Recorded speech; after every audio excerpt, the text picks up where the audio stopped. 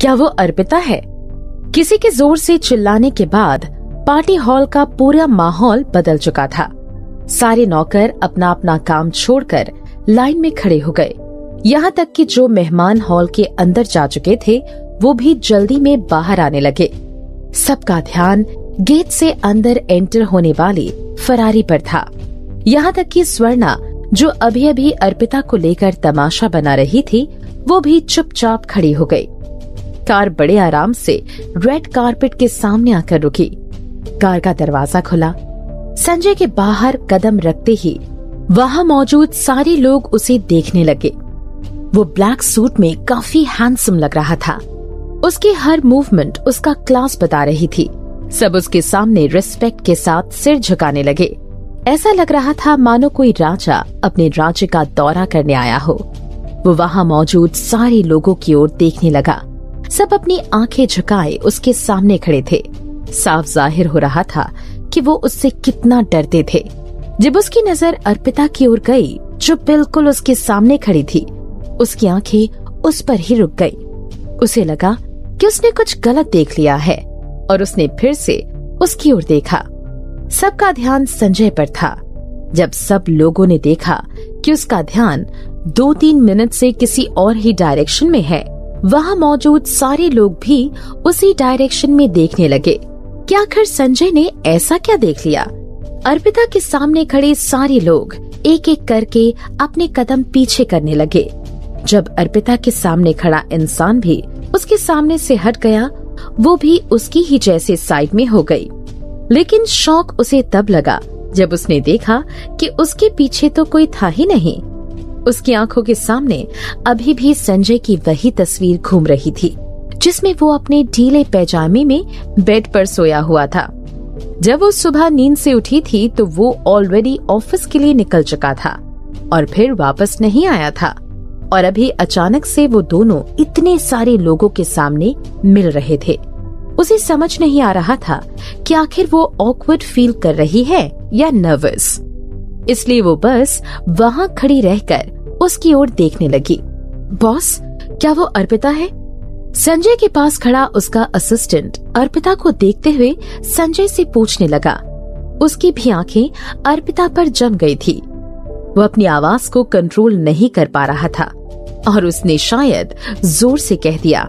उस white princess gown में अर्पिता बहुत ग्लैमरस लग रही थी और क्यूट भी। उसकी ड्रेस के नेक लाइन स्पेशली सफेद मोती और तितलियों की एम्ब्रॉयडरी से सजाई गई थी। ये चीज उसके लुक को और भी एलिगेंट और खूबसूरत बना रही थी। लेस लगी हुई उस ड्रेस में अर्पिता की बॉडी और भी ज्यादा अट्रैक्टिव लग रही थी।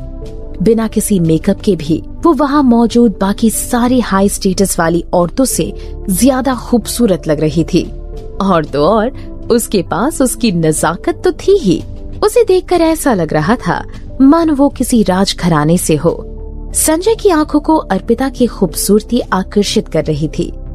संजय, तुम बिल्कुल सही समय पर वापस आ गए। मैं अभी बस अनन्या को तुमसे मिलवाने ही लेकर आ रही थी। देखो। मौके का फायदा उठाकर स्वर्णा ने अनन्या के पास जाकर उसका हाथों को पकड़ते हुए संजय से कहने लगी। जहां पार्टी में आए सारे लोग दिल्ली शहर के बड़े बड़े हस्तियों में से एक थे, लेकिन सबके सामने भी उन्हें संजय को मिस्टर मित्तल कहकर ही पुकारना होता था। फिर भी स्वर्णा संजय को उसके नाम से ही पुकारती थी। इसी बात से उसके हाई स्टेटस का अंदाजा लगाया जा सकता था। संजय ने अनाउंसमेंट करने के बाद ही महेश मित्तल खानदान का बेटा है और वहाँ उस घर की बड़ी बहू है। किसकी हिम्मत होती कि वो स्वर्णा से रिस्पेक्ट के साथ बात ना करे? डैडी! अनन्या स्वर्णा के हाथों से अपना हाथ छुड़ाते हुए संजय की ओर भागी। वो उसकी ओर देखने लगी। अनन्या की आंखों से साफ जाहिर हो रहा था कि वो संजय को उसे गोद में उठाने के लिए कह रही थी। संजय ने उसकी ओर देखते हुए उसे गोद में उठा लिया। उसने अपनी घूरती हुई आंखों से स्वर्णा को देखकर उसे चेतावनी देने की कोशिश की और फिर वो पार्टी हॉल के अंदर चले गए। जैसे ही वो हॉल के दरवाजे के पास पहुंचने वाला था, उसने पीछे से किसी की हल्की सी फुसफुसाने की आवाज सुनी। अर्पिता, मैंने पहले भी कहा था कि तुम जैसे एक मामूली नर्स को इतनी बड़ी पार्टी अटेंड करने की कोई जरूरत नहीं है, ना ही कोई हक है। संजय के कदम बीच में ही रुक गए और वो पीछे पलटकर देखने लगा। अर्पिता अपनी जगह पर ही खड़ी थी और उसके पीछे नहीं आ रही थी। स्वर्णा ठीक उसके सामने खड़े उसी गुस्से में कुछ कह रही थी। अर्पिता को देखकर ऐसा लग रहा था कि मानो वो कुछ कहना चाहती हो, लेकिन मेहमानों को देखकर वो खुद को रोक रही थी। स्वर्णा उन लोगों में से नहीं थी जिन्हें कब अपना मुंह बंद रखना चाहिए इसकी समझ हो। जब उसने देखा कि अर्पिता कुछ नहीं कह रही है, वो उससे और भी ज्यादा एरोगेंटली बिहेव करने लगी। वो अर्पिता को चिल्लाकर मौके का फायदा उठाने की कोशिश कर रही थी, जिससे वहाँ मौजूद सारे लोगों को ये पता चल जाए कि मित्तल खानदान में उसकी कितनी साख है। जैसे ही वो कुछ कहना चाह रही थी, आगे से एक धीमी आवाज आई, आप अभी तक वहाँ खड़ी क्या कर रही हो? चलो अंदर आओ।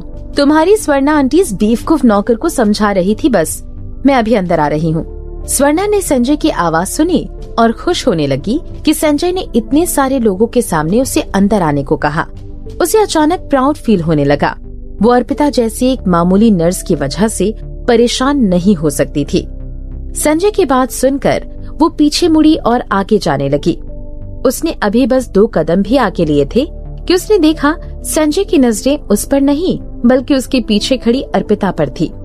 इससे पहले कि वो सोच पाती कि उसने कुछ गलत सुना है, संजय फिर से कहने लगा, अर्पिता आप अभी तक वहाँ पर ही क्यों खड़ी हो? उसने कभी सपने में भी नहीं सोचा था कि संजय जैसा इंसान जो अपने शब्दों को सोने की तरह यूज करता है, वो उसे इतने सारे लोगों के सामने अंदर आने को कहेगा। उसे कुछ सेकंड तक घूरने के बाद वो कुछ कहने के लिए अपने होठों को खोलने लगी। वो कुछ कहना चाहती थी, लेकिन उसे समझ ही नहीं आ रहा था कि वो क्या कहे। अपना सिर झुकाए वो उसकी ओर बढ़ने लगी। संजय, लेकिन उसका कोई हक नहीं है। जैसे ही स्वर्णा कुछ कहने वाली थी, संजय उसे घूरते हुए फिर से चेतावनी देने लगा। वो चुपचाप सिर्फ संजय को अनन्या को अर्पिता की गोद में देते हुए देख रही थी। स्वर्णा को अभी अभी समझ आया कि अर्पिता और अनन्या ने भले ही सेम कलर की ड्रेस ना पहनी हो, लेकिन उनकी ड्रेस एग्जैक्टली सेम थी। उन्हें देखकर ऐसा लग रहा था मानो वो दोनों माँ बेटी ही हों। जो स्वर्णा को अभी अभी समझ आया था, वो वहाँ मौजूद सारे लोगों को भी दिख रहा था। एक ही झटके में उनकी नजर जो अर्पिता की खूबसूरती देखकर हट नहीं रही थी, अब सवाल भरी नजरों से देखने लगी। वहाँ मौजूद सारे लोगों ने देखा कि अनन्या किस तरह अर्पिता की गोद में जाकर उसे टाइटली हग कर रही थी। सब लोगों की सांसें मानो जैसी रुक गई थी। वो अर्पिता की ओर उत्सुक नजरों से देखने लगे। सब लोगों को पता था कि अनन्या, जो कि संजय की लाइफ में अचानक से आ गई थी, उसकी फेवरेट थी। इन 2 सालों में हुई हर पार्टी में संजय ने खुद अनन्या को अपनी गोद में लेकर संभाला था। उसे किसी और पर विश्वास नहीं था कि वो अनन्या का ख्याल रख पाएगा, लेकिन अब वाकई में कोई औरत अनन्या को संभाल रही थी। फॉलो मी, संजय अर्पिता की ओर देखते हुए कहने लगा। एक हाथ को अपने पैंट के पॉकेट में रखे हुए वो हॉल में घूमने लगा। इतने सारे लोगों की नजरें खुद पर महसूस करते हुए अर्पिता को वहाँ से जाने का मन कर रहा था, लेकिन जब उसने संजय की बात सुनी, वो अनन्या को अपनी गोद में लिए उसके साथ चलने लगी। उस आलीशान हॉल में वहाँ मौजूद सारे लोगों के सामने लाइटें जगमगा रही थी। हॉल के बीच में शैंपेन का एक बड़ा टावर बना हुआ था, जिसके ऊपर झूमर जगमगा रहा था। अनगिनत नौकर अपने हाथों में ड्रिंक्स लिए मेहमानों को सर्व कर रहे थे। संजय के आते ही वो पार्टी की जान बन चुका था। सारे चेयरपर्सन, मित्तल कॉर्पोरेशन के पार्टनर और उसके फैमिली फ्रेंड्स, जिनके संजय के साथ अच्छे रिलेशंस थे, हाथों में वाइन का ग्लास लिए उससे बात करने के लिए उसके पास आने लगे। उन लोगों को आता देख अर्पिता अनन्या को लेकर साइड में हो गई। अनन्या इतने सारे लोगों को देखकर एक्साइटेड होने लगी। अर्पिता ने उसे नीचे उतारा ताकि वो इधर उधर घूम सके, लेकिन वो भी उसके पीछे पीछे जाने लगी ताकि वो उसका ख्याल रख सके। अनन्या, इतना तेज मत भागो वरना तुम गिर जाओगी। अनन्या ने जैसे ही अर्पिता की बात सुनी, वो दौड़ते दौड़ते रुक गई और सामने खड़े लोगों के सामने खड़ी हो गई। ये बदमाश बच्चे यहाँ पर कहाँ से आ गई? बिल्कुल भी मैनर्स नहीं है इसमें।